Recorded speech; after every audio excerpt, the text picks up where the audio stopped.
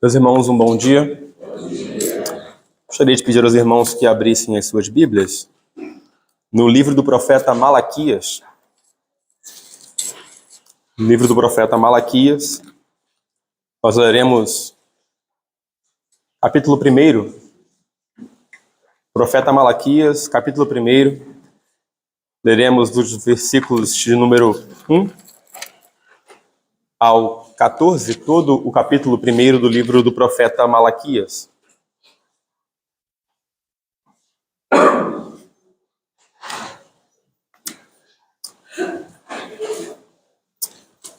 Vamos à leitura? Assim diz a palavra do Senhor. Sentença pronunciada pelo Senhor contra Israel, por intermédio de Malaquias. Eu vos tenho amado, diz o Senhor, mas vós dizeis, em que nos tens amado? Não foi Esaú, irmão de Jacó? Disse o Senhor, todavia, amei a Jacó, porém aborreci a Esaú. E fiz dos seus montes uma assolação, e dei a sua herança aos chacais do deserto.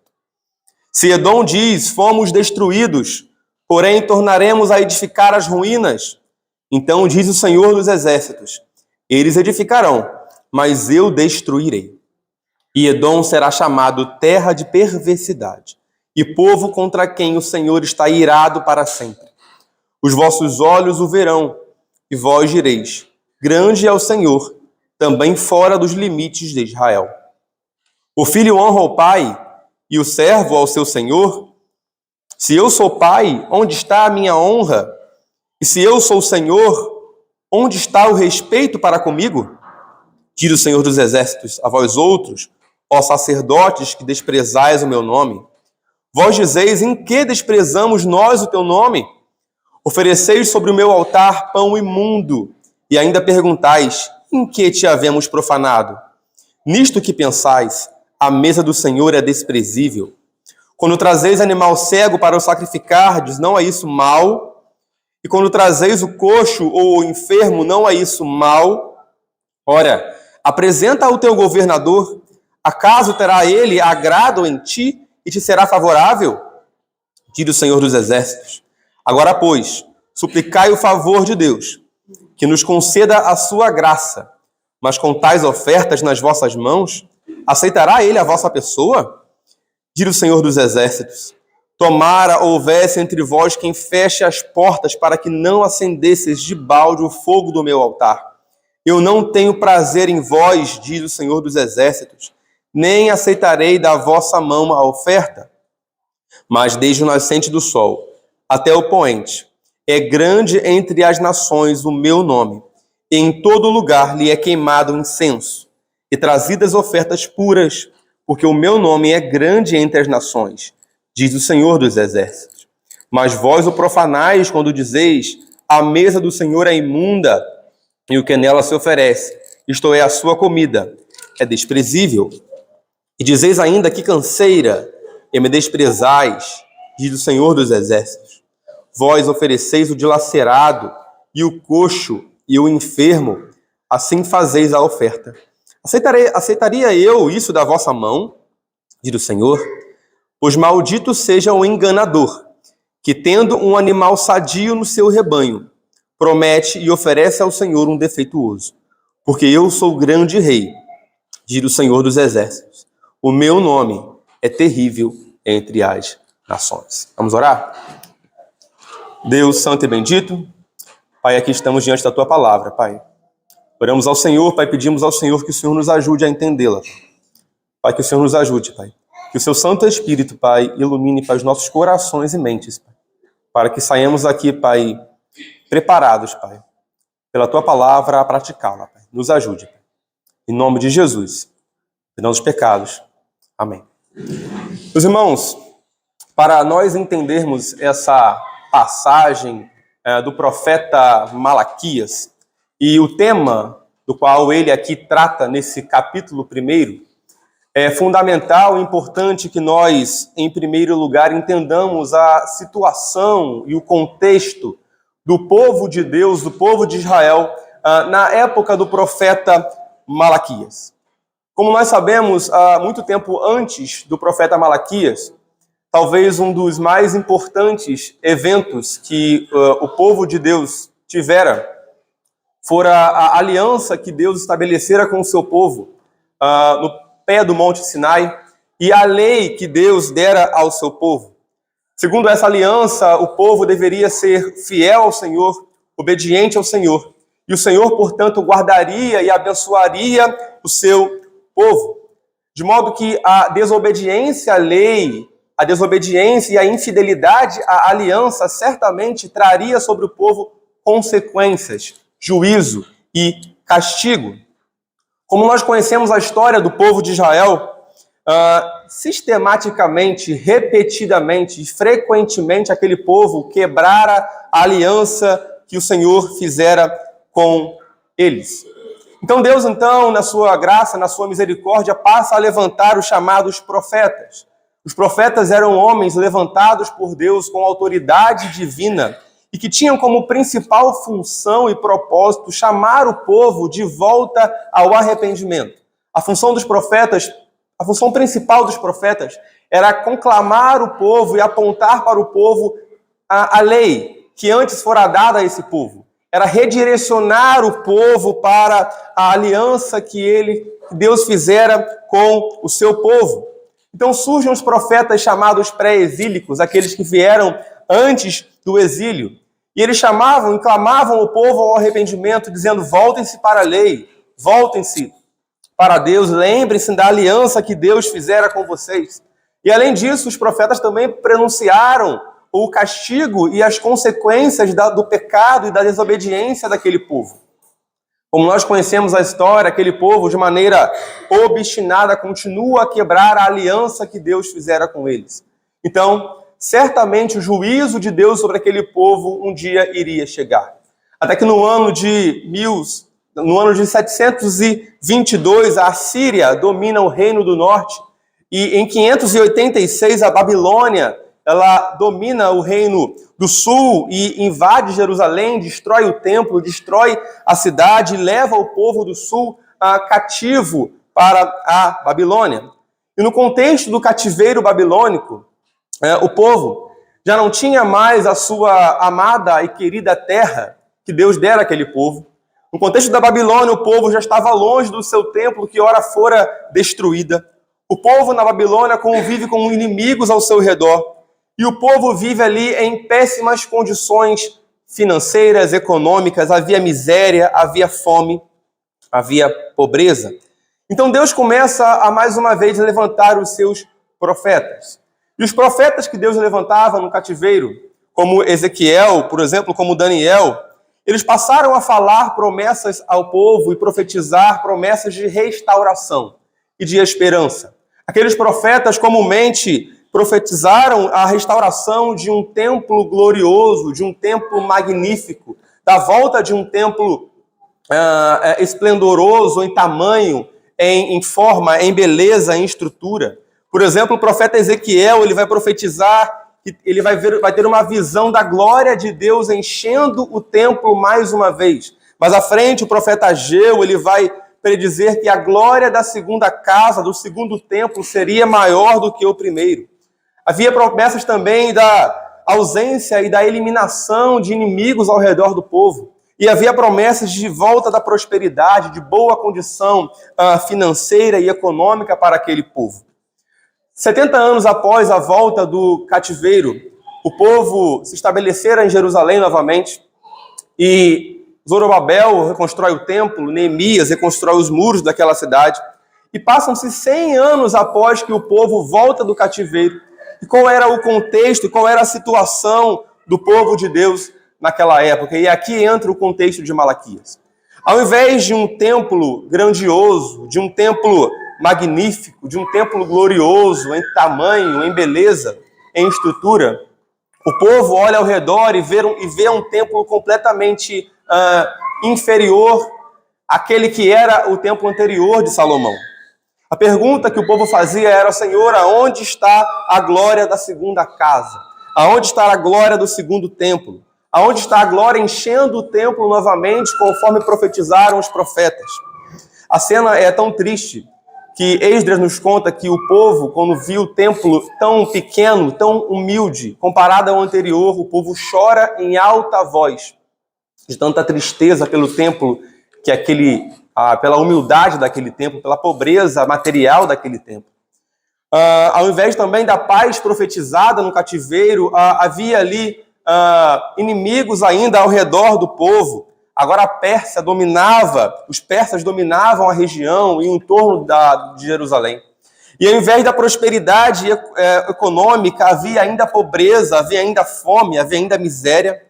De modo que a reação do povo, diante de tudo isso, fora perguntar: Senhor, aonde estão as suas promessas?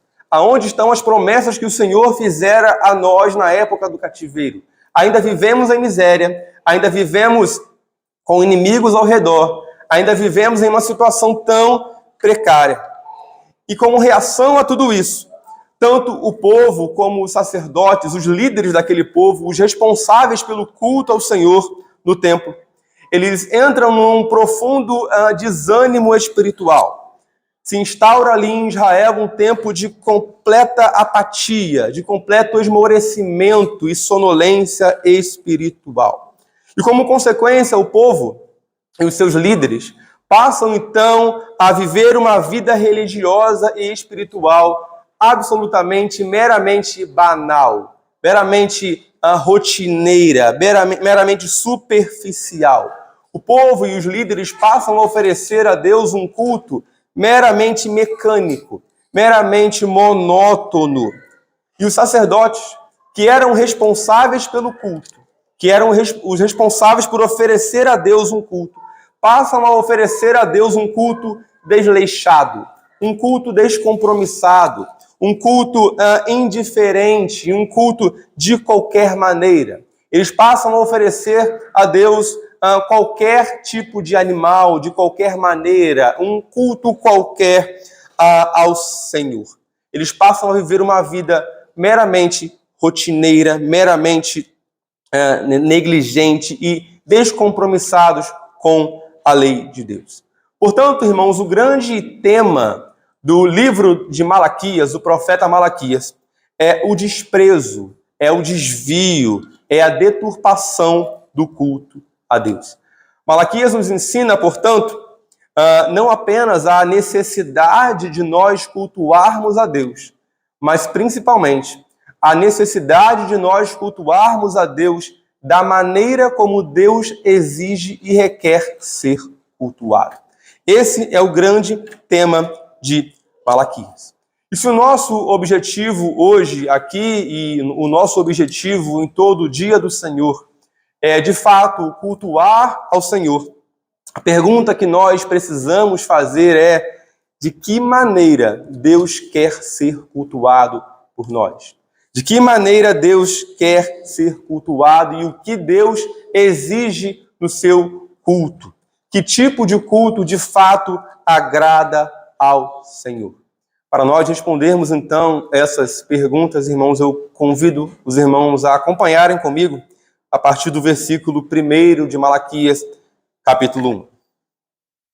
Que vai dizer assim: sentença pronunciada pelo Senhor contra Israel por intermédio de Malaquias. Irmãos, Malaquias, aqui Deus, por intermédio de Malaquias, anuncia que há uma sentença pronunciada contra o povo de Deus, contra o seu próprio povo. A palavra que é usada aqui e no original hebraico para sentença é a palavra massá. A palavra massá significa carga, significa peso. A ideia aqui é de um fardo. A ideia aqui é de algo duro, algo difícil de se falar. Massá também era uma palavra usada para denominar uma carga que um senhor colocava sobre um seu escravo, o seu subordinado. E essa palavra também fora muito usada por outros profetas, como Ezequiel, como Isaías, melhor dizendo, para se referir às promessas, ou melhor dizendo, aos julgamentos e juízos contra o povo, por exemplo, da Babilônia e de Tiro, por exemplo. Isaías usava muito essa palavra amassá para se referir ao julgamento que Deus traria sobre aqueles povos, aquelas regiões ao entorno de Israel.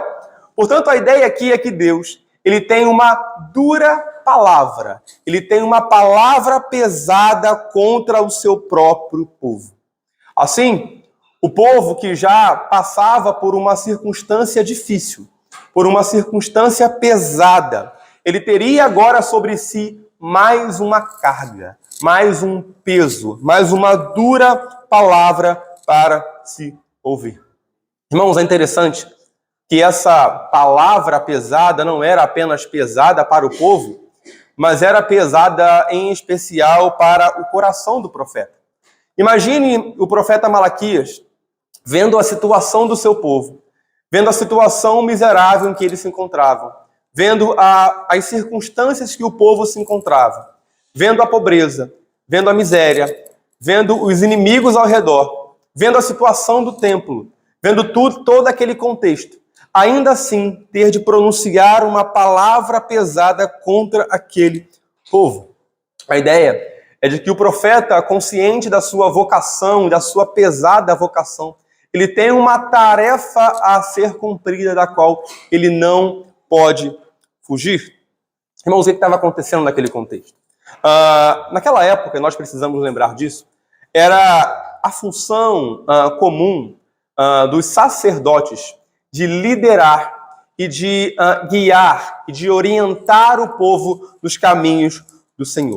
Era a função dos sacerdotes, em especial, guiar o povo quanto ao culto a ser oferecido ao Senhor, quanto aos animais que pelo povo eram trazidos para os sacerdotes. E, entretanto, ao invés de guiar o povo, ao invés de corrigir o povo, ao invés de orientar o povo segundo a lei e segundo o culto que Deus requeria em sua palavra, em sua lei, os sacerdotes foram exatamente os primeiros a falharem, os primeiros que, portanto, precisavam ser corrigidos.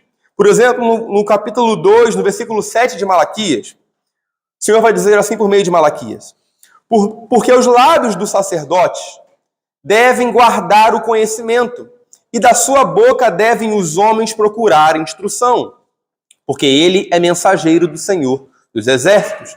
Então, era dos sacerdotes que os homens, o povo, deveria procurar a instrução. Mas olha o que diz o versículo 8 desse mesmo capítulo.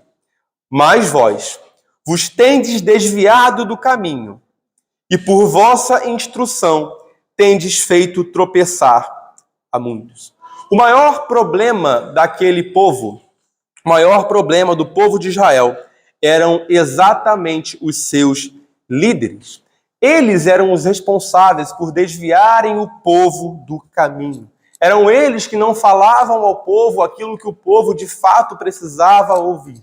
Eram os sacerdotes, os líderes do povo, os pastores daquela época, que não guiavam o povo e não ensinavam principalmente ao povo a maneira correta de cultuar ao Senhor. De modo que, então, coube a Malaquias a dura, a árdua, a difícil tarefa de repreender, de corrigir e de confrontar não somente o povo, mas os líderes daquele povo. Irmãos, eu paro aqui agora para uma aplicação. Sem dúvida, os maiores culpados pelo estado e pela condição espiritual de muitas igrejas e de muitos cultos que hoje nelas se realizam são certamente os seus líderes. Irmãos, os maiores culpados são certamente aqueles que lideram as suas igrejas, que não ensinam essas igrejas a cultuarem o Senhor da maneira como como Deus de fato exige ser cultuado. Um dos maiores motivos de tantas pessoas e de tantas igrejas oferecerem qualquer tipo de culto ao Senhor são exatamente aqueles líderes que não se preocupam em de fato cultuar ao Senhor conforme Deus de fato ordena. Quantos líderes não têm a coragem de, como fizeram Malaquias, de corrigir o seu povo, de orientar o seu povo, de confrontar a sua igreja? Quantos líderes e quantos pastores eles por medo, por exemplo, de perderem membros. Eles não falam aquilo que a igreja e o seu povo precisa ouvir. Quantas mensagens são tão maquiadas com autoajuda, com mensagens psicologizadas, com mensagens fáceis, suaves de se ouvir. Quantos têm medo de falar aquilo que de fato Deus requer que os seus líderes falem para a sua igreja? Quantos líderes não se preocupam em falar a respeito de pecado, do juízo de Deus, da ira de Deus, do inferno? Quantos líderes não se preocupam em cultuar ao Senhor e ensinar a sua igreja a cultuar ao Senhor conforme Deus requer? Então, de fato, Deus, Ele ainda requer líderes, hoje fiéis ao Senhor, que saibam pronunciar a amassar de Deus, a palavra dura, quando de fato é necessário. Deus com certeza requer líderes que preguem todo o conselho de Deus para a sua igreja, que liderem e ensinem a igreja a cultuar o Senhor verdadeiramente. Versículo 2 e 3, irmãos, por favor, vai dizer assim: Eu vos tenho amado, diz o Senhor dos Exércitos, mas vós dizeis, em que nos tens amado? Não foi Esaú, irmão de Jacó? Disse o Senhor, todavia amei a Jacó, porém aborreci a Esaú. E fiz dos seus montes uma assolação e dei a sua herança aos chacais do deserto. Irmãos, é interessante que Deus ele começa dizendo, por meio de Malaquias, que ele traria uma palavra pesada àquele povo, uma palavra dura àquele povo.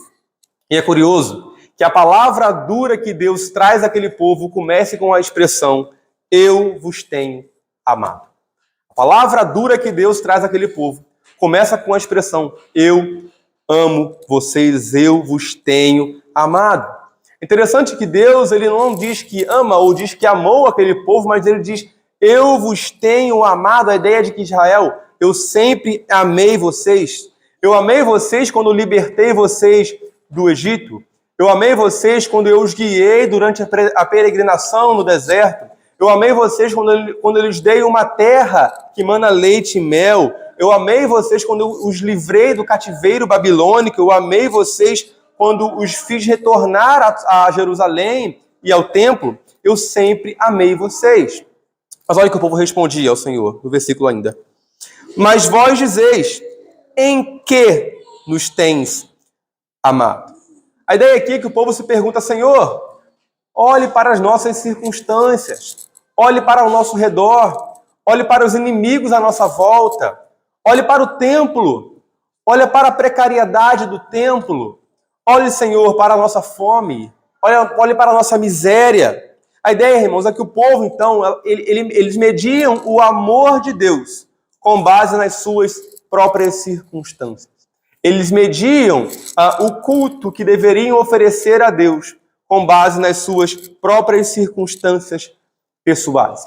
Era por isso que o culto era oferecido de qualquer maneira e de qualquer jeito, porque o povo esperava boas circunstâncias para cultuar ao Senhor conforme Deus ordenara e requeria. Irmãos, olha a resposta de Deus a esse povo.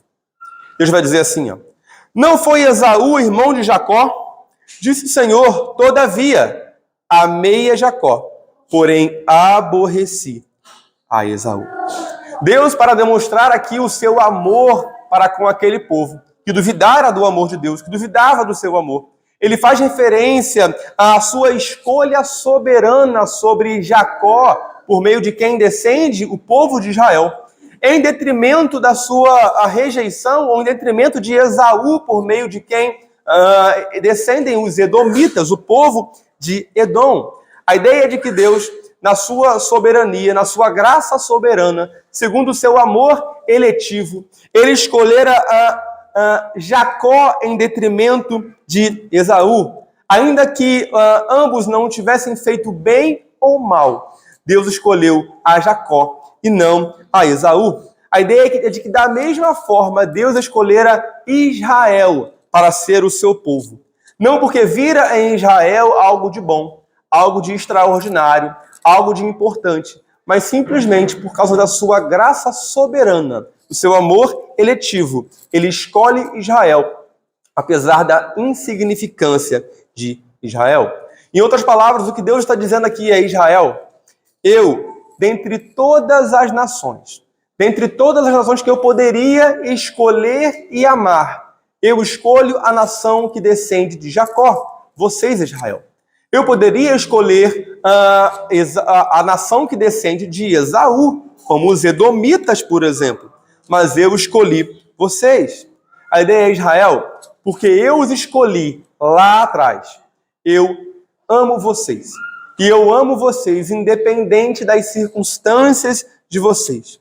E porque eu amei a vocês um dia, e porque o meu amor não muda, eu continuo amando vocês. Logo, e essa é a ideia, vocês deveriam me cultuar não com base nas circunstâncias de vocês, mas com base no meu amor eterno por vocês. Porque eu sempre amei vocês. Irmãos, sem dúvida, a maior motivação para nós cultuarmos ao Senhor e amarmos ao Senhor e o adorarmos é, sem dúvida, o seu grande e eterno amor por nós. Irmãos, a nossa circunstância pessoal, ela nunca deve ser a balança ou o critério definidor que nós usemos para resolver e decidir cultuar ao Senhor no dia do Senhor ou não. Irmãos, nós não devemos esperar boas circunstâncias, bons momentos para cultuar ao Senhor. Quantas pessoas deixam de cultuar ao Senhor no dia do Senhor, no seu santo dia, no seu culto público, porque tiveram uma semana cansativa, porque tiveram uma semana estressante no trabalho, porque tiveram um problema em casa. Irmãos, nós não devemos deixar de cultuar ao Senhor por causa das nossas circunstâncias. Ou quantas pessoas buscam a Deus apenas quando estão passando por circunstâncias negativas, apenas quando estão passando por problemas, por dificuldades, sofrendo com uma doença ou algo do tipo. Irmãos, Deus nos chama a cultuá-lo, porque Ele amou os seus eleitos, amou o seu povo, e o amor de Deus é motivo mais que suficiente para nós cultuarmos ao Senhor. Agora observe, meus irmãos, o fim que Deus dera a Edom, aos descendentes de Esaú, aqueles a quem Deus não amou. Versículo 3 vai dizer assim: porém aborreci a Esaú, e fiz dos seus montes uma assolação, e dei a sua herança aos chacais do deserto. Irmãos, quem foram os descendentes de Esaú, ou os edomitas? Os edomitas aqui, tratados por Deus por meio de Malaquias, eles foram um povo marcado pela sua postura adversa e contrária a Israel. Os edomitas, eles eram inimigos do povo de Israel. Certa feita, quando Moisés peregrinava pelo deserto, Moisés ele pede ao rei de Edom para que o povo passasse pelo seu território a fim de continuar a sua peregrinação. E o rei de Edom, por sua vez, naquele episódio, ele nega e ainda manda homens armados para impedir Israel de atravessar e passar pelo seu território. Numa outra ocasião, quando do cativeiro, quando da invasão de Jerusalém pelos babilônios, os edomitas eles foram responsáveis por se associarem à Babilônia, eles tiveram prazer em ver a destruição de Israel, a calamidade de Israel. Muitos deles saquearam a cidade, muitos deles matavam os que tentavam fugir do cerco da Babilônia contra Israel. E muitos edomitas entregavam os israelitas, o povo de Deus, à Babilônia. Por isso, Deus aqui ele anuncia o fim e o castigo dele sobre os edomitas. No final do versículo 3 vai dizer: fiz dos seus montes uma assolação e dei a sua herança aos chacais do deserto.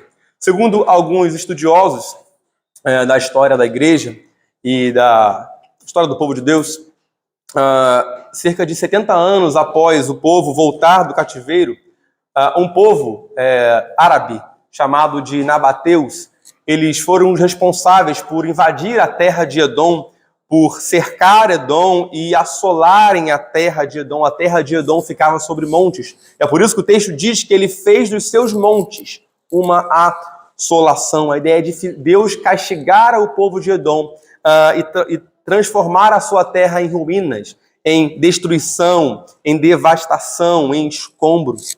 A ideia aqui de dar a sua herança aos chacais do deserto, a expressão morada de chacais é muito comum nas escrituras para dar a ideia de... Chacais eram animais ferozes, animais que viviam em regiões desérticas, em regiões inabitáveis. Então a ideia de que Deus transformara a região de Edom num lugar inabitável, numa terra onde só existiam animais ferozes e solitários, a terra onde ninguém mais habita. É essa a ideia, ele transformara a cidade de Edom numa terra arrasada, numa terra solitária.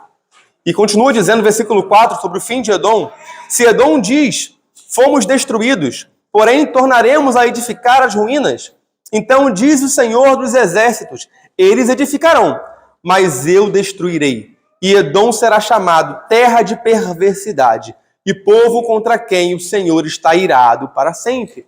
A ideia aqui é de, ainda que Edom tente se reerguer, eu os destruirei novamente. Eu novamente os destruirei. A ideia é, Edom jamais será restaurado, porque Edom não é o meu povo eleito. Então o ponto de Deus aqui é mostrar a Israel, vocês pecaram, vocês sofreram o castigo, mas vocês, Israel, foram restaurados. Vocês foram restaurados à sua terra. Enquanto Edom, por outro lado, eles também pecaram. Também foram castigados, mas Edom não será restaurado. Edom jamais será restaurado, Edom jamais voltará a ter a sua terra novamente. Por isso que ele diz, Edom será chamado terra de perversidade e povo contra quem o Senhor está irado para sempre. A ideia é que Edom será sempre o alvo da ira de Deus. Enquanto Edom merecera o castigo de Deus, Deus deu a Israel o seu amor imerecido. Irmãos, e nós somos o povo, a continuidade pactual do povo de Deus. Nós somos aqueles a quem Deus prometeu e nos amou eternamente por meio do seu amor eletivo. Nós somos aqueles a quem não merecemos nada, a não ser o castigo de Deus, mas Deus de maneira eletiva e amorosa e graciosa, Ele nos elegeu. Portanto, irmãos, a ideia é de que nós devemos cultuar ao Senhor em resposta ao seu amor eletivo por nós. Nós deveríamos estar do lado daqueles a quem Deus está irado para sempre, a quem não há salvação, mas Deus, pela sua imensa graça, pelo seu imenso amor para conosco, sem nós não merecermos, Ele nos escolheu e nos trouxe para o lado da quem Deus está favorável para sempre, por meio de Cristo Jesus. Irmãos, nós poderíamos estar do lado de lá, do lado de Edom, do lado daqueles a quem Deus está irado para sempre, mas Deus, pelo seu grande amor para conosco, Ele nos amou e é por isso que nós o cultuamos. Agora, irmãos, vejamos como Israel, o povo eleito de Deus, o povo amado de Deus, estava cultuando ao seu Deus. Versículo 6 vai dizer assim: o filho honra o pai e o servo ao seu senhor. Se eu sou pai, onde está a minha honra? E se eu sou senhor, onde está o meu respeito para comigo?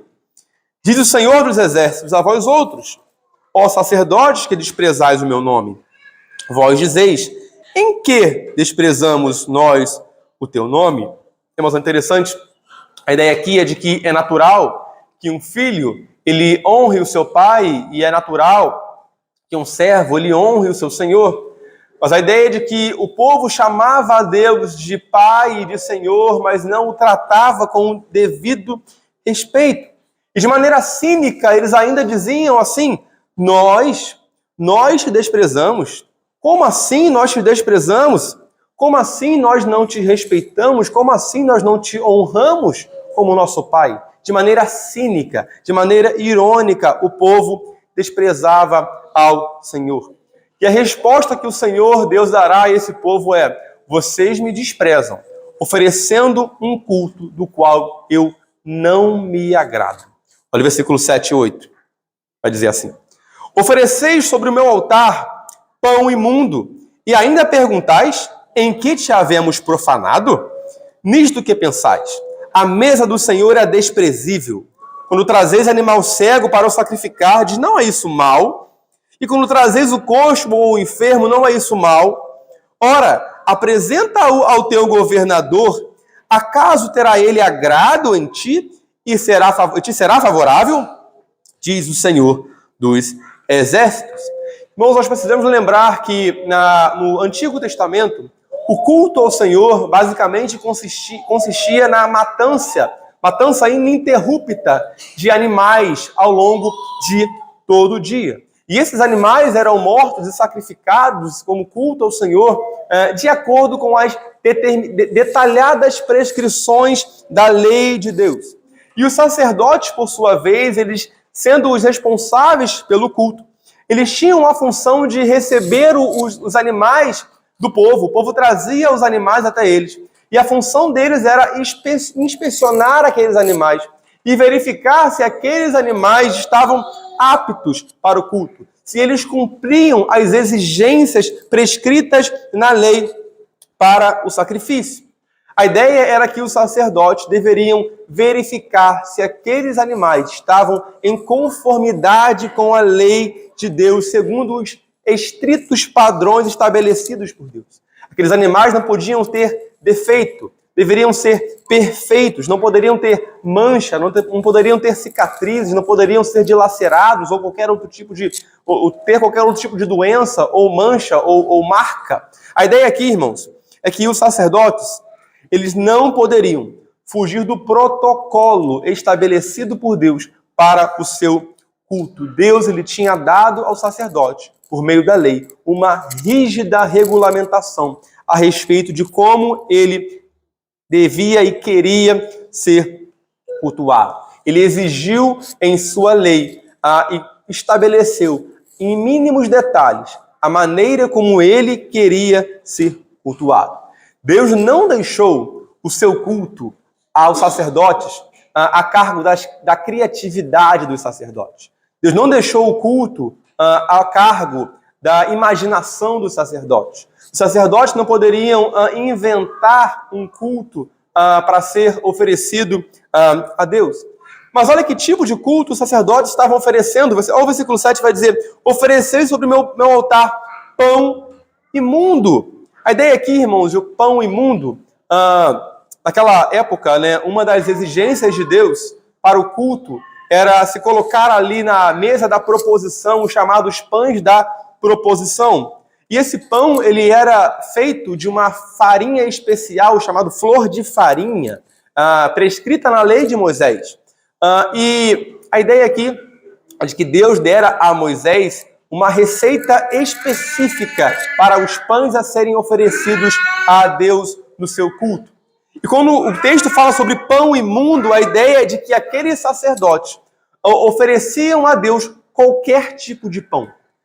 Pão com qualquer farinha, pão feito de qualquer maneira, pão feito não em conformidade com as exigências da receita que Deus dera a Moisés para o culto a ser oferecido a ele. Então, reparem o nível de exigência que Deus tinha para o culto que era a ele oferecido, para o culto que a ele deveria ser oferecido. Olha o versículo 8, vai dizer: quando trazeis animal cego para o sacrificardes, não é isso mal? E quando trazeis o coxo ou o enfermo, não é isso mal? Ora, apresenta-te ao governador. Acaso terá ele agrado em ti e te será favorável?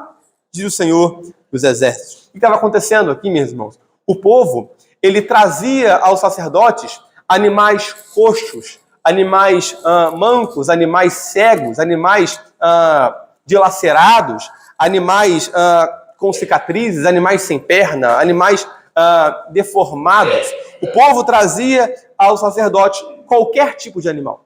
E os sacerdotes, os responsáveis pelo culto ao Senhor, ao invés de inspecionar aqueles animais, e reprová-los como inadequados para o culto, eles estavam aceitando qualquer tipo de animal que a eles era trazido. A ideia aqui é que os sacerdotes, ao verem aqueles animais de qualquer maneira, diziam: qualquer coisa serve. O que importa é a boa intenção. O que importa é se for do coração. Qualquer coisa serve. Então Deus vai dizer assim para eles: apresenta-te ao teu governador. Vê se ele vai aceitar esse tipo de animal. Apresenta a alguém de importância, apresenta a alguma autoridade civil. Ele não irá aceitar certamente. Então por que você acha que eu aceitarei a oferta manchada, fora dos meus padrões, fora da minha lei de vocês? Agora veja, irmãos, a reação de Deus quanto ao culto que a ele era oferecido. Olha o versículo 10 desse capítulo. Deus vai dizer assim: tomara houvesse entre vós quem feche as portas, para que não acendesses debalde o fogo do meu altar. Eu não tenho prazer em vós, diz o Senhor dos Exércitos, nem aceitarei da vossa mão a oferta. A ideia aqui do versículo, irmãos, é: tomara que haja entre vocês algum corajoso que feche as portas do templo para que vocês parem de me cultuar.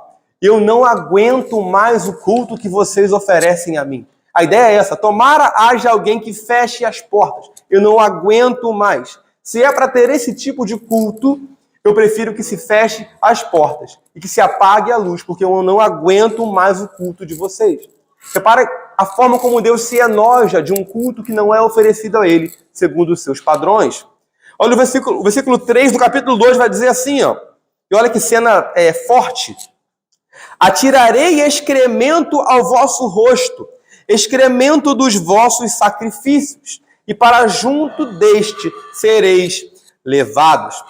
Irmãos, é interessante que naquela época, quando o culto era oferecido naquela ocasião, os sacerdotes, eles retiravam a parte dos excrementos, das fezes dos animais e lançavam fora, uma vez que, obviamente, não era esses excrementos não serviam ao propósito do culto.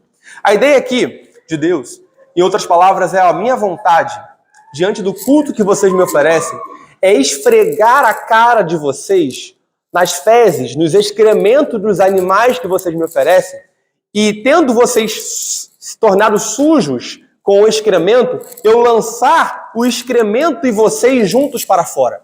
Essa é a ideia. Eu me enojo tanto do culto que vocês me oferecem, que a minha vontade é de esfregar os excrementos dos animais que vocês me oferecem nas suas caras, a fim de vocês serem lançados para fora juntamente com os excrementos, com as fezes dos animais. Repare a cena, a forte desse versículo, e a maneira como Deus ele odeia, ele se enoja de um culto que é oferecido a ele fora dos seus padrões. E o principal motivo, meus irmãos, dos sacerdotes oferecerem qualquer culto a Deus era exatamente que o fato deles terem se esquecido da palavra, da lei do Senhor, da lei que prescrevia a maneira como Deus requeria ser cultuado, a maneira detalhada como Deus requeria e exigia que os sacrifícios a ele fossem oferecidos. Os sacerdotes se esqueceram da palavra de Deus. Irmãos, um importante desenvolvimento da reforma protestante fora o que fora conhecido como o princípio regulador do culto.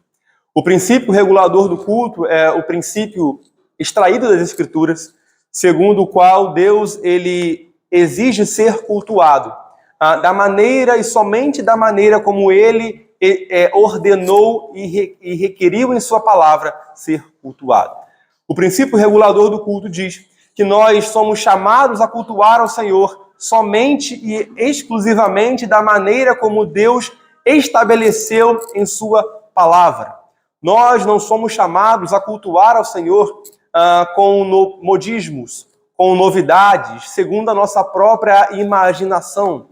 Como é comum nós vermos aí fora tantos cultos sendo oferecidos ao Senhor, segundo a criatividade de muitos pastores, segundo a imaginação de muitos pastores, segundo a mente criativa, de modo que Deus certamente ele se enoja desse tipo de culto, como se enojara do culto oferecido pelos sacerdotes. No tempo de Malaquias, o princípio ainda é o mesmo. Deus lhe requer um culto conforme ele mesmo exigiu e estabeleceu em sua palavra. Nós, ao oferecermos culto ao Senhor, nós não somos chamados a sermos criativos, meus irmãos. Nós somos chamados a sermos fiéis, fiéis à sua palavra. Então, você imagina um marido que gosta de dar margaridas à sua esposa, sabendo que a sua esposa não gosta de margaridas, gosta de rosas. E ele, mas ele gosta de margaridas, ele acha bonito margaridas, então ele dá o presente à esposa com base naquilo que ele gosta de dar, mas não com base naquilo que ela gosta de receber. Irmão, certamente essa esposa receberá o presente com um sorriso sem graça. Irmãos, Deus, entretanto, ele não recebe um culto que não é conforme a sua palavra. Quantas pessoas querem dar a Deus aquilo que agradam a elas darem a Deus e não aquilo que agrada a Deus receber? Irmãos, nós precisamos dar a Deus aquilo que o agrada, aquilo que Ele estabeleceu em sua palavra. Um culto que de fato agrada a Deus não é aquele culto recheado de elementos estranhos à sua palavra.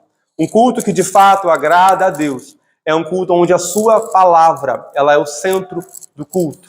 É um culto onde nós lemos a palavra, onde nós oramos a palavra, onde nós pregamos a palavra e é onde nós, por meio dos sacramentos, nós vemos a palavra. A palavra, ela é o norte do culto ao Senhor, é a palavra quem guia o culto, é quem dirige o culto. E era exatamente essa palavra, a lei de Deus, que aqueles sacerdotes se esqueceram.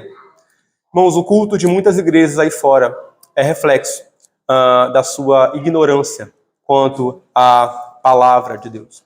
O culto, sem dúvida, é uma expressão pública e visível daquilo que uma igreja crê a respeito de Deus. Você quer saber o que uma igreja pensa a respeito do Senhor, da sua palavra, da vida? Olhe para o culto daquela igreja. O culto certamente reflete a teologia daquela igreja, aquilo que aquela igreja pensa a respeito de Deus. Que Deus tenha misericórdia e graça sobre nós para que nós possamos, pela sua imensa misericórdia, continuarmos a oferecer a Ele aquilo que Ele se agrada. Irmãos, eu termino dizendo que diante de toda aquela situação dos profetas, dos sacerdotes, melhor dizendo, daquela triste situação quanto ao culto, daquela triste situação quanto aquilo que era oferecido a Deus, aos sacrifícios e aos sacerdotes, certamente tudo aquilo apontava para a necessidade de um sacrifício, de um sacerdócio melhor. Como nós sabemos, esse sacerdócio melhor, essa necessidade, ela fora suprida 400 anos após a época do profeta Malaquias, por meio de Cristo Jesus. Se em Malaquias, na sua época, nós vemos e temos sacerdotes negligentes, sacerdotes omissos, em Cristo Jesus nós vemos e temos um sacerdote puro e perfeito. Se em Malaquias nós temos sacrifícios sendo oferecidos de qualquer maneira, de qualquer jeito, em Cristo Jesus nós temos o mais puro e perfeito sacrifício oferecido a Deus. Se em Malaquias o povo questionava o amor de Deus em função das suas circunstâncias, Cristo Jesus, na pior das suas circunstâncias, ele fora fiel ao Senhor, confiando o seu amor. Se em Malaquias nós vemos um culto sendo oferecido de qualquer maneira, um culto desleixado, um culto fora dos padrões, em Cristo Jesus nós vemos, pelo sacrifício da sua própria vida, o mais perfeito culto sendo oferecido a Deus. Irmãos, que Deus nos conceda a graça de valorizarmos líderes e presbíteros fiéis, como pela graça de Deus nós temos, que nos conduzam a cultuar ao Senhor da maneira como Ele requer. Que Deus nos ajude a termos a motivação correta ao cultuá-lo, para cultuá-lo, e que seja o seu amor eterno e eletivo por nós. E que Deus nos ajude, irmãos, principalmente a cultuá-lo da maneira que ele exige ser cultuado, em submissão à sua palavra. Deus nos abençoe. Amém. Vamos orar? Senhor, Deus santo e bendito, Pai, obrigado pela tua palavra, Pai. Pai, que o Senhor nos ajude a entendê-la melhor, a meditá-la e a praticá-la, Pai. Nos ajude, Pai, pela sua imensa graça. Em especial, Pai, nos ajude a sermos fiéis ao Senhor, Pai, no culto que oferecemos ao Senhor. Que o Senhor nos conduza pela tua palavra, Pai, a cultuarmos ao Senhor, não com base em nossa criatividade, com base em nossa imaginação, mas com base na tua palavra, Pai. Que seja ela a que nos guie, Pai. Que o Senhor nos ajude a sermos fiéis ao Senhor. Pai, essa é a nossa oração. Que o Senhor também nos ajude, Pai, falando conosco pela tua escola bíblica dominical, nos instrua também pela aula, e que o Senhor também nos conceda, Pai, um dia do Senhor, para o Senhor, Pai, para nos deleitarmos no Senhor e para aproveitarmos desse dia, Pai, para a tua própria glória. Pai, essa é a nossa oração. Em nome de Jesus Cristo, Pai. Amém.